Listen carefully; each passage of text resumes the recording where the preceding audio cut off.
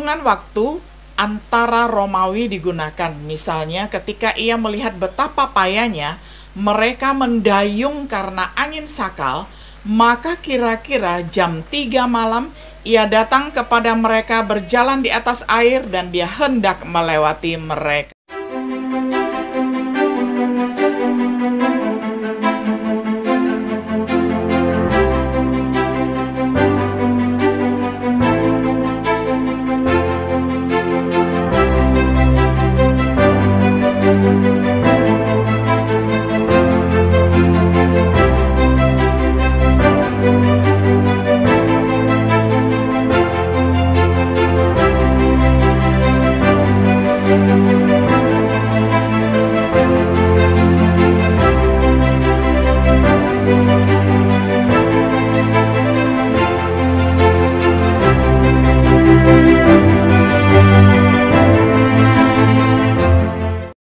Shalom, sahabat setia yang dikasih oleh Tuhan.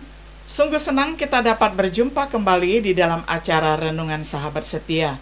Pada hari ini kita tiba pada episode yang pertama di dalam pembahasan kitab Markus dengan tema Pengantar Injil Markus. Saya bacakan hanya satu ayat saja dari Markus 1 ayat 1. Inilah permulaan Injil tentang Yesus Kristus, Anak Allah. Sampai sedemikian jauh pembacaan firman Tuhan dari Markus 1 ayat 1. Sahabat setia yang dikasih oleh Tuhan, awal dari Injil Yesus Kristus, Anak Allah, mulailah Injil menurut Markus. Injil terpendek dari keempat Injil. Kemungkinan besar yang pertama ditulis. Sering Injil ini diabaikan karena sudah ada Injil Matius dan Markus yang lebih panjang. Namun beberapa tafsiran mencatat bahwa Injil Markus adalah sebuah ringkasan. Injil Markus adalah pengantar yang ideal untuk iman Kristen. Di bidang misi, ini seringkali merupakan buku pertama yang diterjemahkan ke dalam bahasa baru. Siapa Markus? Apa yang membuat Injilnya unik? Mari kita mulai dengan yang pertama, penulis dan tanggal Injil. Penulisnya adalah Yohanes Markus, yang ternyata berasal dari keluarga kaya raya. Ibunya adalah Maria, yang memiliki rumah besar di Yerusalem. Dapat dibaca di dalam Kisah Para Rasul 12 ayat 12. Beberapa orang berspekulasi, perjamuan terakhir ataupun the last supper terjadi di rumahnya. Juga Markus mungkin adalah pemuda yang melarikan diri dengan telanjang ketika prajurit-prajurit Romawi hendak menangkap Yesus. Dan Yohanes Markus ini jelas-jelas adalah kemenakannya Barnabas, seorang Lewi dari Siprus. Dapat dibaca di dalam Kisah Para Rasul 4 ayat 36-37 atau Kolose 4 ayat 10, yang bepergian dengan Paulus dan Barnabas di dalam pekabaran Injil. Mereka memulai perjalanan misionaris pertama mereka, tetapi Yohanes Markus waktu itu tidak setia. Sebelum perjalanan itu berakhir, dia sudah kembali duluan, meninggalkan Paulus dan juga Barnabas. Yang menyebabkan masalah antara Barnabas dan Paulus, karena Paulus itu adalah orang yang sangat saklek, sehingga ketika melihat kemenakan dari Barnabas tidak setia, dia memutuskan tidak akan membawanya di lain kesempatan ataupun di dalam perjalanan misi yang kedua. Paulus akhirnya berketetapan akan berjalan dengan Silas, sedangkan Barnabas tetap membawa Yohanes Markus. Dan dia kemudian menjadi rekan sekerja dan penghibur Paulus di kemudian hari. Ternyata Paulus tidak membacklist Yohanes Markus selama-lamanya. Dia melihat kemajuan dan perkembangan Yohanes Markus yang memang pernah gagal di awal perjalanan misi mereka, tetapi kemudian dia terus setia dan kemudian dia semakin menunjukkan loyalitasnya di dalam melayani Tuhan dan juga melayani hamba-hamba Tuhan yang ada, termasuk Rasul Paulus yang pernah menolaknya.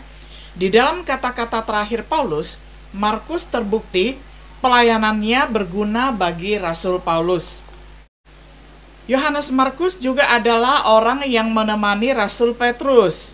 Rasul Petrus bahkan memanggil Yohanes Markus ini sebagai anakku, yang kemungkinan pada saat itu sedang berada di Roma.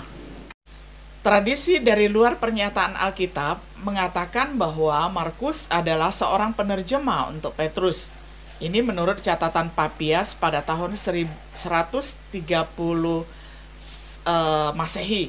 Dan Markus menyusun Injilnya sebagian besar dari memori Petrus menurut catatan Justin Martir pada tahun 150 Masehi. Markus pergi ke Alexandria di Mesir, di mana dia meninggal pada tahun 64 Masehi. Pendapat awal sepakat bahwa Yohanes Markus yang menulis Injil ini. Sebelum tahun 64 Anno Domini itu adalah tahun Masehi, pastinya begitu jika ditulis oleh seseorang yang meninggal pada tahun 64 Masehi. Beberapa penafsir menyarankan antara tahun 56 dan 63 Anno Domini ataupun tahun Masehi. Beberapa sarjana menentukan tanggal kitab tersebut di awal tahun 50-an. Tanggal yang masuk akal adalah tahun 57 sampai 59 Anno Domini ataupun tahun Masehi. Selanjutnya kita beralih ke beberapa informasi lainnya tentang Injil Markus. Yang kedua, kita akan melihat tema dan garis besar Injil Markus ini. Tema atau tujuannya adalah ditulis untuk orang bukan Yahudi. Kemungkinan besar untuk orang Kristen di Roma. Perhatikan hal-hal berikut.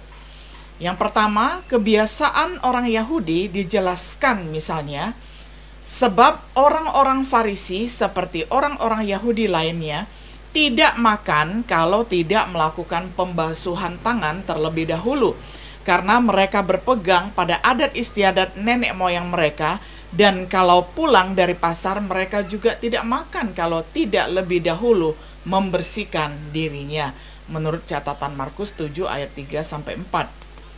Yang kedua, ekspresi bahasa Aram diterjemahkan ke dalam bahasa Yunani, misalnya Yakobus anak Zebedius dan Yohanes saudaranya Yakobus, yang keduanya diberinya nama Boanerges yang berarti anak guru, Markus 3 ayat 17.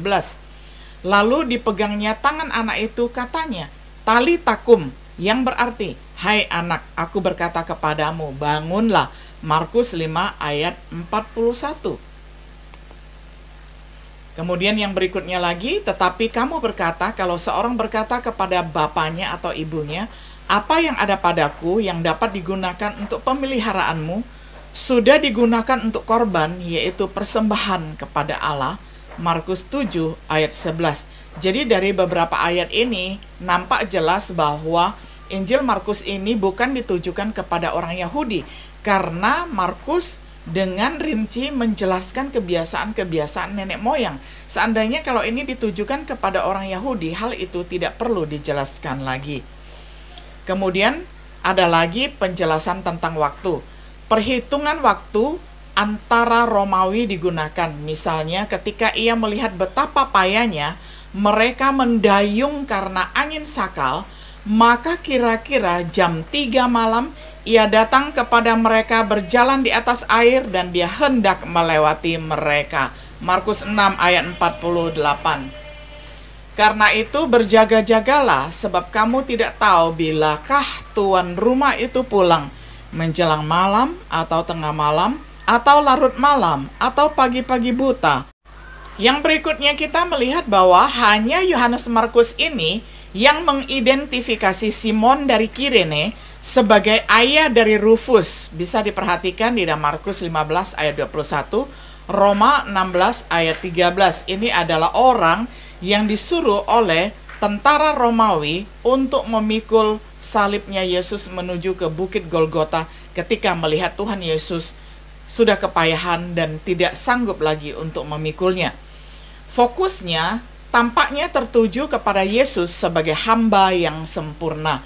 Bahkan ada beberapa sarjana teologi yang mencoba merumuskan bahwa teologi yang ada di dalam kitab Injil Markus ini adalah teologi kerbau, karena penulisnya yakni Yohanes Markus memfokuskan kepada Yesus yang bekerja keras luar biasa bagaikan kerbau demi mengemban tugasnya sebagai anak manusia yang bertugas sebagai korban penebus dosa. Markus menekankan perbuatan Tuhan lebih daripada perkataannya. Kalau Matius menekankan apa yang Yesus ajarkan, maka kitab Markus itu lebih menekankan apa yang Yesus lakukan. Dia mencatat 19 mukjizat, tetapi hanya ada 4 perumpamaan, sangat berbanding terbalik dengan Injil Matius. Perbuatan seseorang yang tidak datang untuk dilayani, melainkan untuk melayani, sangat ditekankan di sini, Markus 10 ayat 45. Jadi bisa dikatakan bahwa temanya adalah Yesus, hamba manusia. Garis besar sederhana di dalam Injil Markus adalah, pertama, persiapan untuk pelayanan Yesus di dalam Markus 1 ayat 2-13. Yang kedua, pelayanannya di Galilea, Markus 1 ayat 14-9 ayat 50. Yang ketiga, perjalanannya ke Yerusalem, Markus 10 ayat 1-52. Keempat, pelayanannya di Yerusalem, Markus 11 1 ayat 1-13 sampai pasal 13 ayat 37.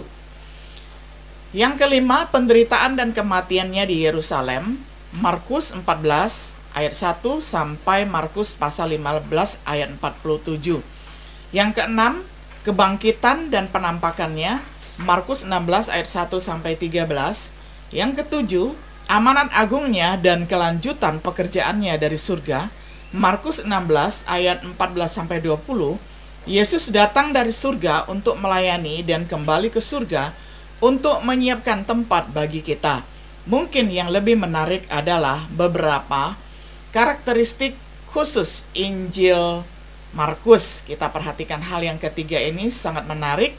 Ini adalah Injil yang mula-mula ataupun Injil yang pertama. Mungkin yang paling pertama ditulis.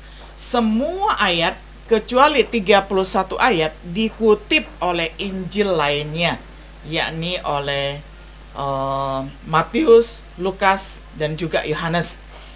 Lalu Injil ini memimpin banyak orang untuk menyimpulkan bahwa Matius dan Lukas menulis Injilnya berdasarkan ataupun berpatokan pada Injil Markus ini.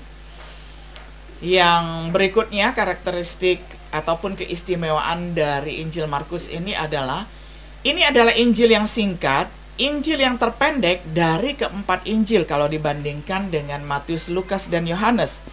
Lukas memiliki 1151 ayat, Matius memiliki 1071 ayat, Yohanes memiliki 879 ayat, sedangkan Markus hanya 662 ayat.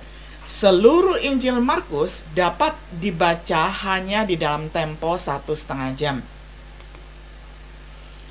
Karakteristik Injil Markus menarik yang lainnya adalah, ini adalah Injil yang mendesak. Lebih dari 40 kali Yohanes Markus menggunakan kata yang diterjemahkan langsung atau segera.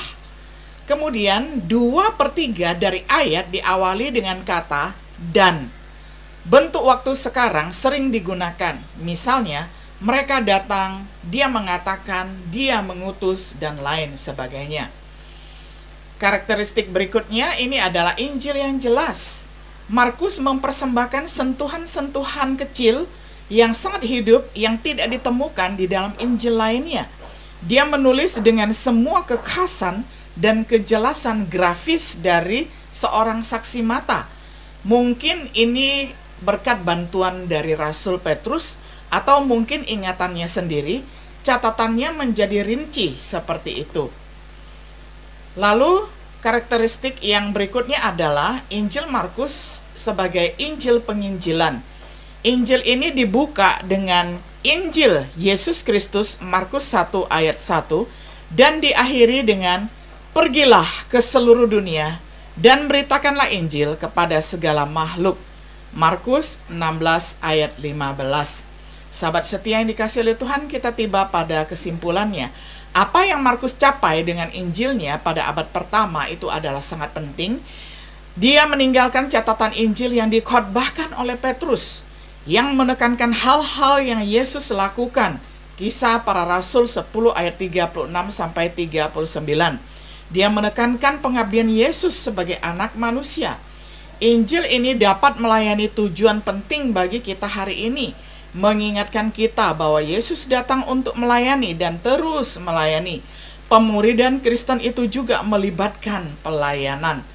Kehidupan Markus sendiri adalah salah satu dari kegagalan awal, tetapi dia menebusnya dengan pengabdian yang sungguh-sungguh di kemudian hari.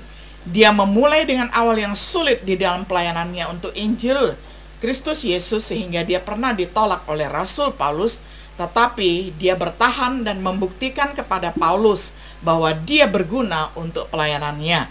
Semoga Injil Yesus Kristus yang datang untuk melayani mengilhami kita untuk menjadi hamba juga, berguna untuk Tuhan kita, siap untuk setiap pekerjaan yang baik. 2 Timotius 2 ayat 21. Sahabat setia yang dikasihi oleh Tuhan, kita bersyukur dapat memasuki pengantar dari kitab Injil Markus ini untuk belajar banyak hal yang Yesus lakukan. Kiranya ini boleh menjadi pengantar yang membawa sukacita bagi kita, bahwa di dalam pelajaran-pelajaran perenungan kita berikutnya, kita akan menemukan catatan-catatan dan juga tulisan-tulisan yang sangat jelas tentang apa yang Tuhan Yesus lakukan untuk dicontoh oleh para rasulnya di saat itu dan untuk para muridnya di saat ini, termasuk saya dan termasuk saudara. Berbahagialah setiap diri kita yang berpegang kepada kebenaran firman Tuhan. Kiranya Tuhan Yesus memberkati kita semuanya. Shalom.